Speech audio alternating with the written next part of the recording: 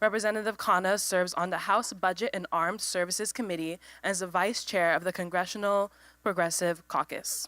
A former lawyer specializing in intellectual property law and a dedicated political reformer, Representative Khanna is just one of 6 congressmen to refuse contributions from PACs and lobbyists. We're honored to have Representative Khanna, and please give him a warm round of applause. Thank you. Thank you for that great introduction. Thank you for being here, for organizing on such an important topic. How many folks here have done organizing in their communities? That's amazing. How many on lower prescription drug costs? Well, let me tell you, especially after some of the results last night, where we saw candidates who had been outspent 10-1 win elections through the power of social media, through the power of knocking on doors, through the power of organizing. It was a light in our democracy. The same day that the Supreme Court upholds the ban, the Muslim ban, our country in some sense spoke back and said, that's not America. That's not America. That what defines our nation is people like all of you coming together, assembling, being passionate about a project, being passionate about an issue, and convincing your fellow citizens to make change. I'm here, I mean, you all know the policy, and I know Lloyd Doggett is going to be speaking to you about his bill, which is a great bill about how Medicare is going to negotiate prescription drug prices. But this is not about policy, this fight. This is a fight about power. It's a fight about power.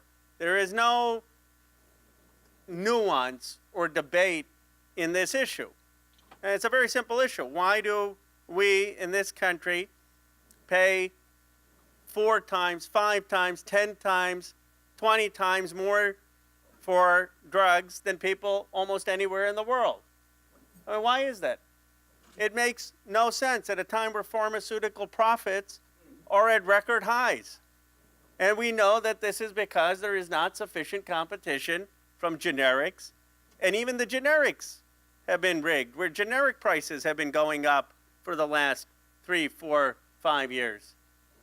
And the reason is because of the lobbies that the pharmaceutical companies have, the influence that they have on Capitol Hill. But here's the good news. The TV ads that people use the money for don't work as much anymore. They don't, just as a fact. Having a horde of activism online influences opinion more. I say to people all the time, you can be far more influential than any member of Congress. All it takes is putting a successful Facebook post or Twitter post that goes viral.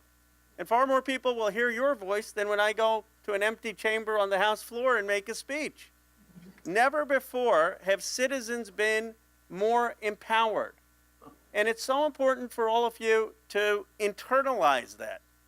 Because if you make this your mission, which I know by being here you are, and if you say we are going to organize for making sure that our members of Congress and every member of Congress stands up to the pharmaceutical industry, stands up to the pharmaceutical lobby, that we want a nation where every person is going to have access to affordable medicine at an affordable price, that's a basic issue of humanity, then I am confident that we will get this done. What are the concrete steps we need? We need to make sure that every single Democrat, every single person who calls themselves a progressive, is on Lloyd Doggett's bill or on a bill that makes prescription drugs affordable. And that's something,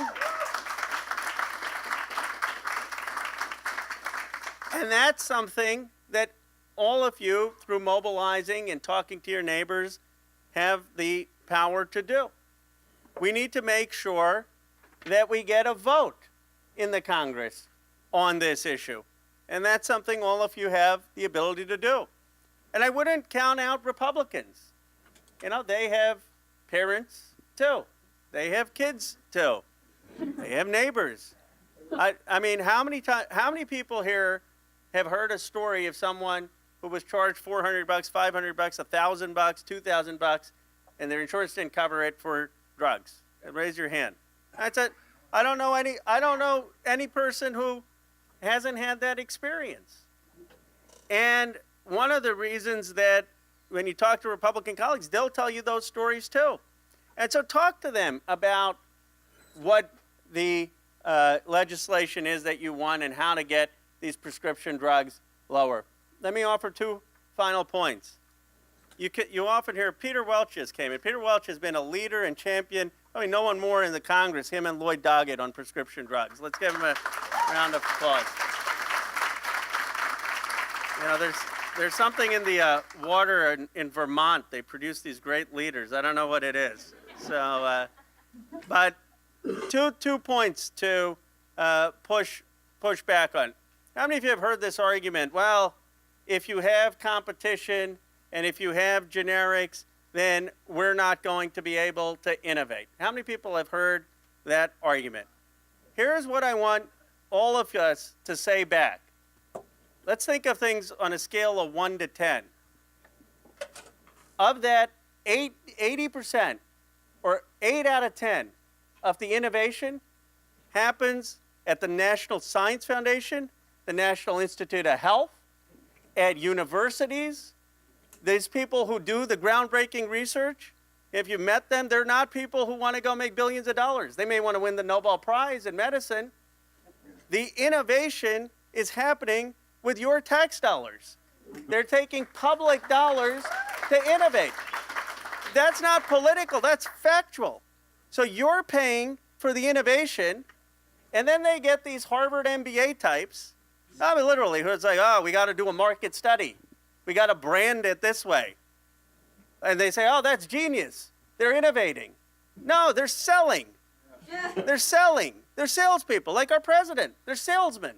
No, I mean, that's what he is, right? He's a salesman. They're salespeople. That's not who should get the rewards of innovation. The rewards of innovation should go to the taxpayers who funded that innovation. And the way we do that is by having prescription drugs and generic drugs be affordable, because that's an investment already on your tax dollars. So next time you hear folks make that argument and your detectors go up of what they're trying to sell you, push back.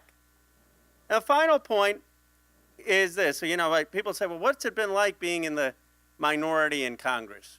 What's it been like when you haven't been able to get your agenda through? And it must be frustrating for all of you. You come here, you're taking time out, you're in D.C., you're organizing, and it feels like the country is headed in a different direction. And I guess I take a longer view of our nation. When I grew up, people didn't think, you know, I was doing an internship for Kathleen Kennedy Townsend. She was the daughter of Robert Kennedy. And I was, like many people, inspired by Bobby Kennedy. And there was a person there, a policy director, and he said, Ro, one day, you know, you should go work on the Hill. You like policy. And I said, that sounds great. So, of course, you couldn't ever get elected being Indian American of Hindu faith. They're never going to elect you in this country. I refrained from sending him a note when I was elected, but I do remember talking to my mom, and she said, Ro, this is fundamentally a decent, kind country. Keep your head down, keep working. And then Barack Obama happened, and the country started to change. That is the future of this country. We know that we're on the right side. And when I am down, when I feel frustrated, I remember that fundamental decency of this nation. And if all of us speak out, if we hold to our ideals, the next generation, they're far more savvy and even more idealistic than my generation. we're going to change this country and we're going to see the social justice on prescription drugs that we deserve. Thank you for being here. Thank you for your activism.